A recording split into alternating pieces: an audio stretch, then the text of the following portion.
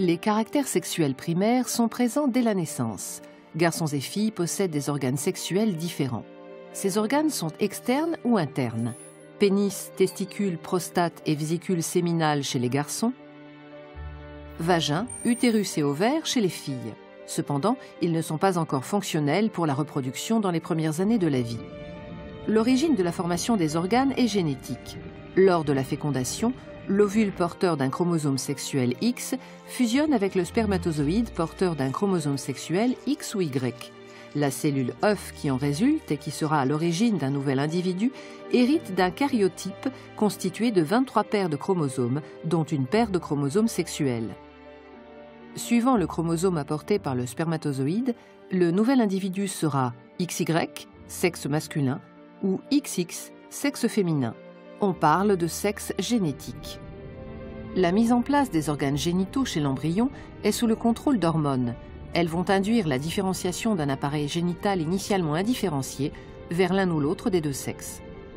Avant la 8e semaine de développement, l'embryon masculin et l'embryon féminin sont identiques, aussi bien en ce qui concerne les organes internes que les organes externes.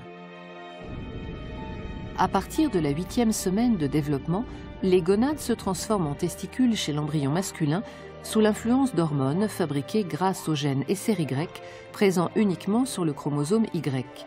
Les testicules sécrètent alors de la testostérone en petite quantité et une autre hormone dite antimullérienne ou AMH qui conduisent à la masculinisation de l'ensemble des organes sexuels.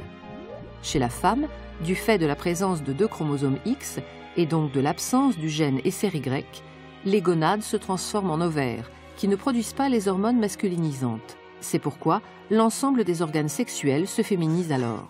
À la puberté, les gonades, testicules ou ovaires, commencent à produire des gamètes, des spermatozoïdes chez le garçon, des ovules chez la fille. Elles sécrètent aussi des hormones sexuelles, testostérone chez les hommes, estrogène chez les femmes. Ces hormones entraînent le développement des caractères sexuels secondaires. Chez les hommes, apparition de la barbe et d'une plus grande pilosité, développement de la musculature, mue de la voix, etc.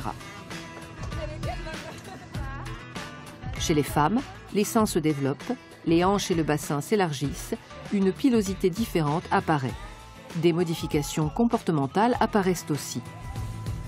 La mise en place des structures et de la fonctionnalité des appareils sexuels, c'est-à-dire du phénotype sexuel, se réalise donc sur une longue période qui va de la fécondation à la puberté, en passant par le développement embryonnaire et fœtal.